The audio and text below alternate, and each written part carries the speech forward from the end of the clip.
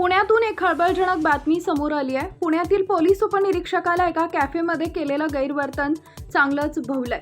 या गैरवर्तनाचा कथित video viral झाल्यानंतर पोलीस उपनिरीक्षक संदीप कदम यांच्यावर निलंबनाची कारवाई करण्यात आली आहे। मिळालेल्या माहितीनुसार 6 जूनला संदीप कदम हे रात्रपाळीवर कार्यरत होते।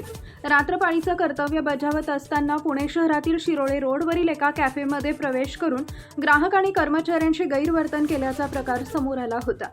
यावेळी कदम यांनी हातातील काठीनं कॅफेच्या काउंटरवरील कॉफीचे ग्लास आणि इतर खाद्यपदार्थ खाली पाडले। तसेच तिथं बसलेल्या ग्राहकांना तात्काळ उठून बाहेर जाण्यास सांगितलं आणि कर्मचाऱ्यांची अरेरावीची भाषा वापरली।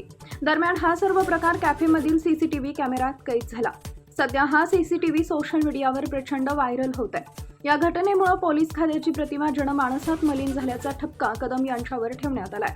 त्यांचं वर्तन बेजबाबदार, पोलीस दलाच्या शिस्तीला बाधा आणणारे आणि खात्याला अशोभनीय असल्याचे नमूद करून त्यांच्यावर निलंबनाची कारवाई करण्यात आली आहे। परिणामी पोलीस उपनिरीक्षक संदीप कदम यांना एका कॅफेमध्ये केलेलं गैरवर्तन आता चांगलंच भोवलंय।